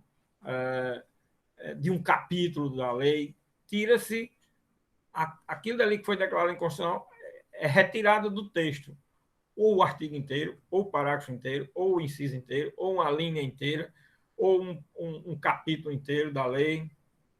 Então, foi uma declaração de inconstitucionalidade parcial, que não foi toda a lei, com retirada do texto. O texto pode ser um capítulo, um artigo, um parágrafo, um inciso ou uma linha, mas foi tirado totalmente do texto. Isso é o que se considera como declaração de inconstitucionalidade parcial com retirada do texto. Depois vem a declaração de inconstitucionalidade parcial sem retirada do texto. Quando é que isso se dá? Isso se dá quando o Supremo declara a inconstitucionalidade de determinadas expressões de um salvo. Eu já falei aqui para vocês que é muito comum para poder ser aprovado uma lei, aí ressalvado isso, com exceção daquilo, que é para poder o parlamento, às vezes, encontrar a forma de aprovar a lei. Só que aquele ressalvado isso, exceto aquilo, às vezes é sabidamente que aquilo é inconstitucional, mas coloca porque determinados grupos de interesses dentro do parlamento não votaria na lei se não tivesse essa exceção. Eles também sabem que vão ser declarados, mas ele diz, mas eu fiz a minha parte. O político ele diz logo isso. Eu fiz a minha parte, certo? Aí fica para o Supremo declarar essa inconstitucionalidade. Aí ele declara a inconstitucionalidade de um salvo, de determinadas expressões, determinados direitos que foram colocados ou não deveria. Ele tira dentro de um texto, ou do artigo, ou de um parágrafo, ou do inciso, ele retira ali um trecho daquele inciso. Aí o inciso, o parágrafo, não ficou imprestável por todo. Né? Ele foi, a declaração foi de inconstitucionalidade parcial sem retirada do texto. Aquele texto continua, sem o pedaçozinho de inconstitucionalidade que foi exatamente informado, declarado pelo Supremo Tribunal Federal. Certo? Essa é a declaração de inconstitucionalidade parcial sem retirada do texto. Depois vem a declaração de inconstitucionalidade conforme o texto da Constituição. Essa é que é outra coisa. Por quê? Porque essa declaração de inconstitucionalidade conforme a Constituição, ela não retira nada do texto da Constituição. O texto continua da forma como está lá escrito. Agora, a leitura do texto não é aquela que está traduzida pelos símbolos que estão descritos naquele artigo. Qual vai ser a leitura do texto, professor? Vai ser aquela leitura que o Supremo Tribunal Federal fizer sobre o texto. Esse é que é o detalhe da explicação teórica sobre a inconstitucionalidade conforme a Constituição. Professor, dê aí um exemplo para clarear aqui. Vamos para o artigo 38 da Lei 6.830. Essa lei está em vigor, é a Lei de Execução Fiscal no Sistema Jurídico Brasileiro. Certo? Esse artigo 38 ele diz o seguinte, que é vedado discutir os débitos fiscais, mais ou menos a regra é essa, é vedado discutir os débitos fiscais, com exceção do uso do mandado de segurança, ação declaratória, ação desconstitutiva, aí diz, sendo esta precedida de depósito total do valor devido. O que termina ocorrendo? Essa lei é de 1980, antes da Constituição atual. Mas o Supremo, mesmo antes da Constituição atual, ele já declarou a inconstitucionalidade conforme. Por quê?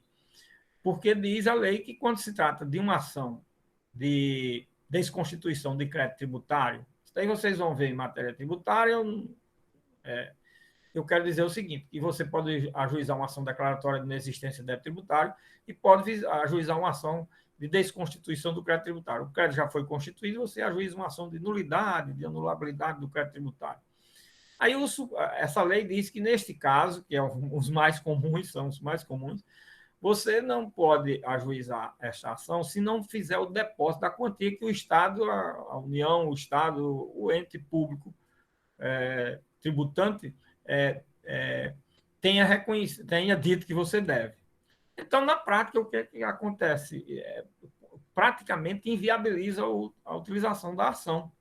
E aí, olha, isso fere a Constituição, porque impede você ir ao judiciário só se você tiver dinheiro para depositar, fazer o depósito. Aí isso foi uma gritaria muito grande na época, tal, inclusive se viu de bandeira na época para a redemocratização, até tudo isso trabalhou-se. Bom, aí veio o Supremo e se manifestou antes da Constituição de 88 ainda, e disse o seguinte, não. Aí se apregoava que o artigo 38 da lei era totalmente inconstitucional, né? Era para ser declarado inconstitucional com retirada do texto, parcial com retirada do texto. Mas o Supremo foi disse, não, aqui vamos fazer uma interpretação conforme. Como é uma interpretação conforme? É o seguinte, se alguém quiser utilizar da faculdade que a lei assegura de você ajuizar a ação fazendo o depósito, se puder, quiser fazer isso, faça, e não vai impedir que você ajuize uma ação fazendo o depósito. Agora, se a pessoa não quiser ou não puder fazer o depósito, não pode deixar de ser conhecida uma ação de desconstituição de nulidade do débito fiscal sob o argumento de que não foi depositado o valor. Pronto. Então, isso não tirou nada do texto constitucional da lei. Por quê? Porque se alguém quiser, utiliza o texto da lei. Agora, se alguém não quiser, ou por não querer, ou por não ter condições, entra com a ação do mesmo jeito. A justiça, o judiciário, não pode negar o direito de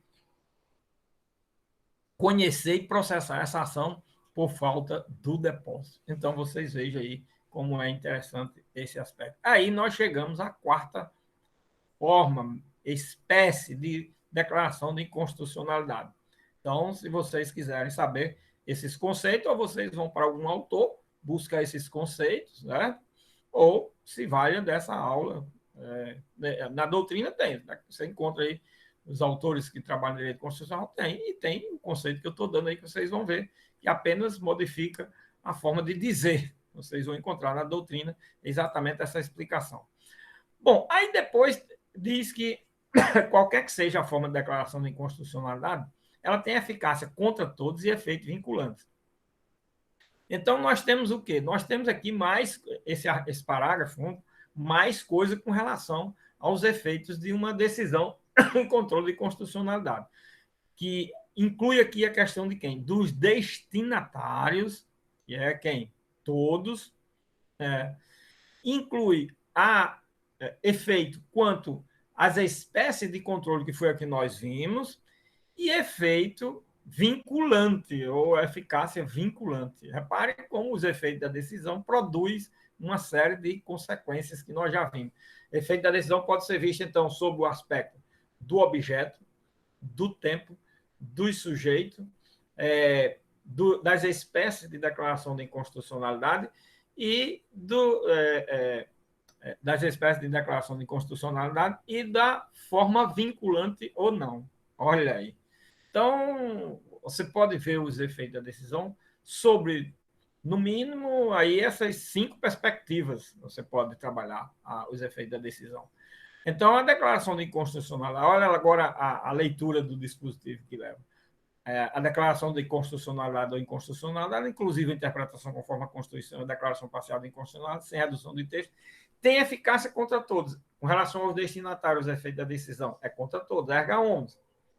E é vinculante em relação aos órgãos do Poder Judiciário e da Administração Pública, federal, estadual e municipal. Nenhum órgão no âmbito nem judiciário, nem administrativo, da União, dos Estados e do município, pode deixar de aplicar a decisão judicial, não é mais a lei, não é? Da forma como ela está. Ela agora tem que ficar vinculada e sujeito ao que reconheceu, ditou, determinou o Supremo Tribunal Federal, certo? Bom, aqui agora, minha gente, nessa lei, o que nós temos é uma análise do artigo 400 do Código de Processo Civil, que já foi revogado pelo novo Código, né? Então, é uma questão de problema de inconstitucionalidade incidental no Distrito Federal, e agora o novo Código de Processo Civil trata dessa matéria de forma bem mais aperfeiçoada e não se aplica mais essa regra aqui dos artigos 30, 29, 30 da lei. Então, a gente encerra aqui com esse artigo 28, certo? É exatamente o assunto, o tema relativo ao controle de constitucionalidade dessas ações, no que diz respeito aos aspectos peculiares de cada uma e, por fim, no que diz respeito aos aspectos peculiares de todas elas, no que tange a esse último capítulo, ok? Algum questionamento aí, pessoal? Tuíla, tem alguma pergunta, alguma dúvida, alguma coisa que queira tirar? Vamos. No chat, professor, o pessoal está perguntando se você poderia disponibilizar um espelho de prova. Se você puder explicar alguma coisa nesse sentido. Sim. Olha, o espelho é o seguinte, faço como uma história, preciso de eu desenhar, olha, para a segunda prova, né, que é a que estamos trabalhando, a segunda prova é discorrer sobre o objeto quanto à pretensão. Aí você vai lá para a lei, vou citar aqui o exemplo da Lei da Ação Civil Pública. Aí você vai analisar, não é só citar os artigos, analisar o artigo 1º, o artigo 3º e o artigo 21. Se vocês pegarem a aula, é possível, tem isso minuciosamente explicado. Então, o espelho é esse.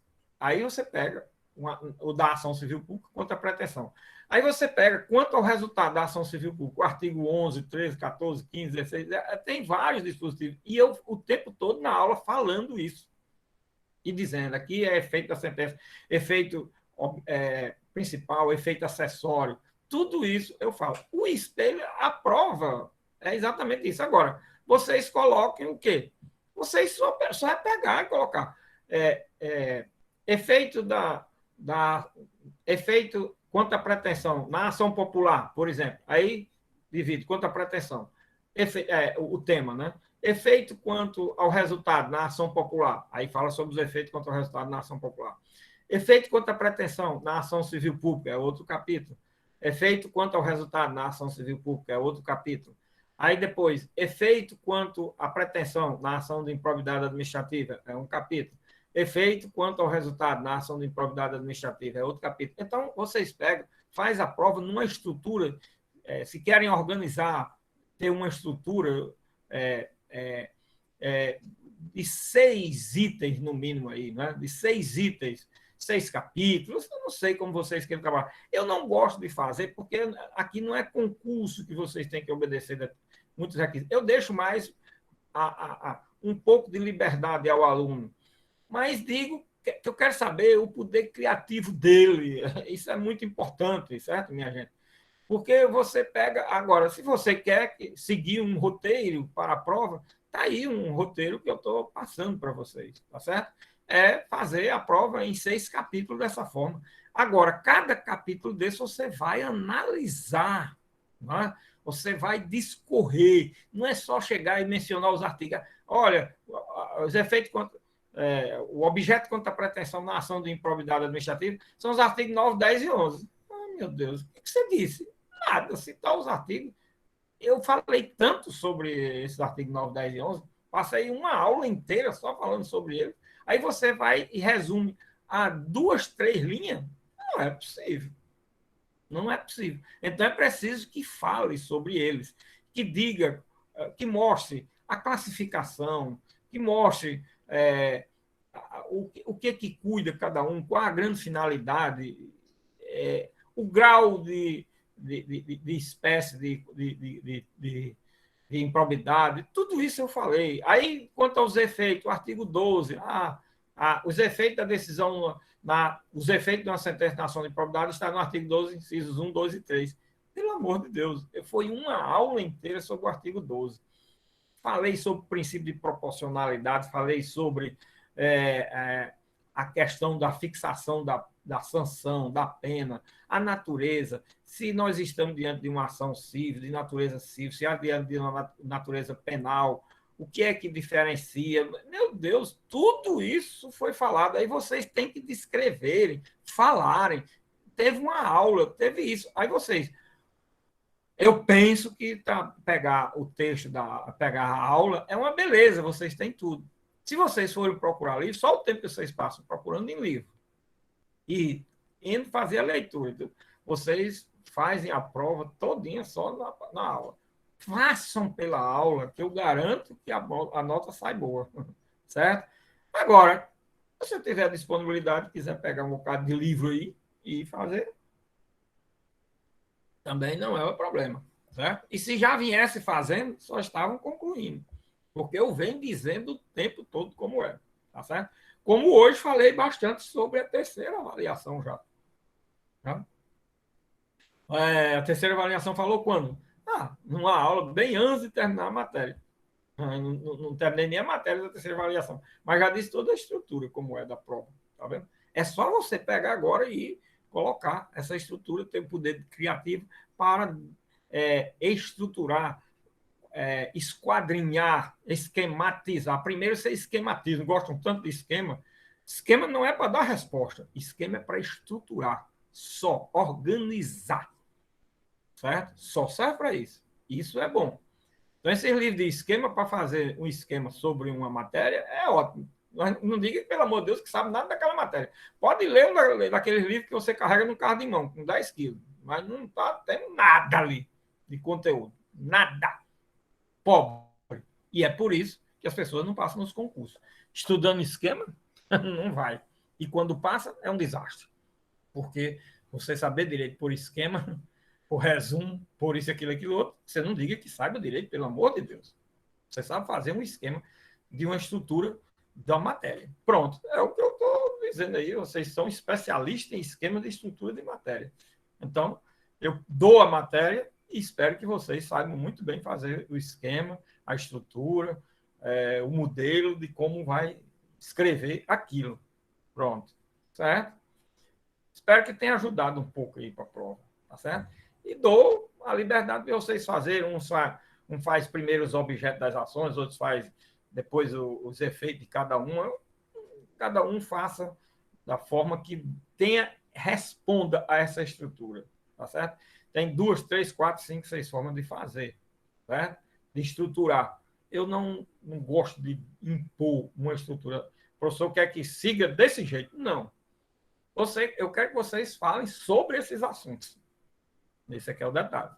Ok? Então, espero que tenha ajudado para facilitar para quem tem alguma dificuldade, sei lá, fazer a esquematização da prova, da questão, que eu estou dando a esquematização da questão. Aí vocês agora vão colocar o conteúdo que está na aula. Sem a aula não vai. O que é que a gente precisava muito de anotar tudo que um professor diz numa aula presencial.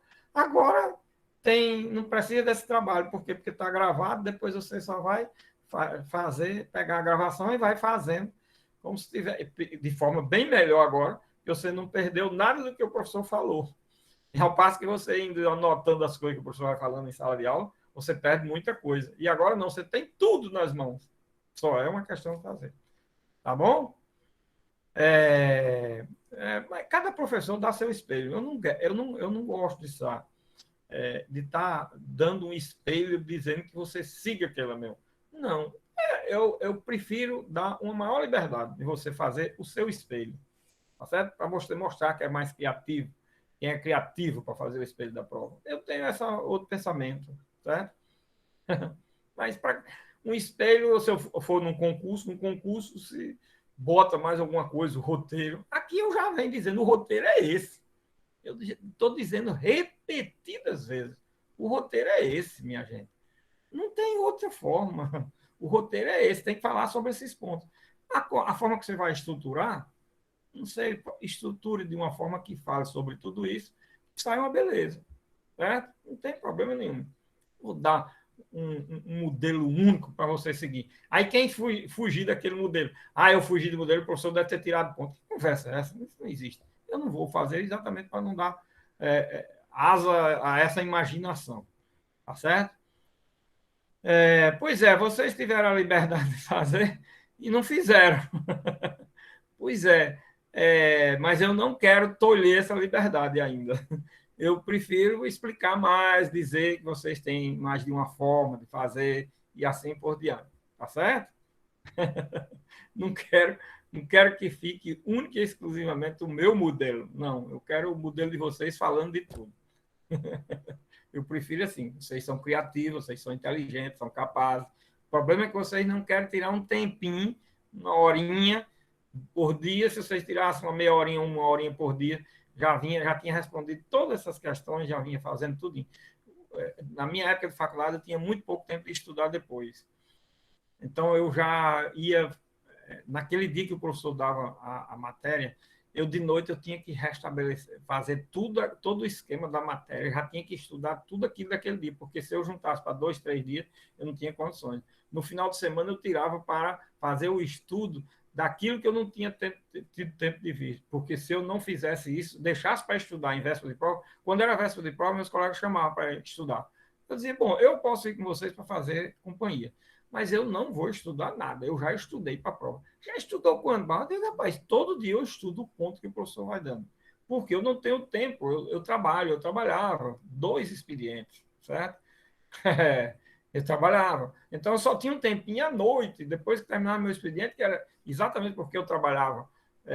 Eu fazia o curso de manhã, que não tinha o curso na época, não tinha o curso de noite, eu tinha que fazer o curso de manhã, eu tinha que trabalhar mais uma hora, eu era funcionário da Justiça, eu tinha que trabalhar mais uma hora depois das 7 horas do expediente, para poder fazer o curso. E eu terminava de 8 horas. Aí, de 8 às 12, eu ia estudar alguma coisa, quando chegava em casa, não é? Para poder eu não acumular, porque se eu acumulasse aquilo, eu não tinha condições. Aí quando chegasse na prova, como era que eu fazia? O que eu fazia na prova era de forma consciente, não era aquela coisa levada. Então, eu não era de tirar nota boa, eu era de fazer o que eu compreendi e entendi. É assim. Eu me importava com o problema de nota de ser 5, 6, 7, 8, 9, 10. Isso aí, eu não queria esses 9, 10. Assim. Eu nunca quis, porque eu acho que isso é uma enganação. Você pensa que sabe muita coisa? Não, você sabe alguma coisa, está certo? É razoável, tá razoável. Não sabe muita coisa, não. E eu sei bem disso que não sabe. Até hoje eu vivo aprendendo. Aliás, cada aula que eu dou a vocês, eu aprendo uma coisa, certo?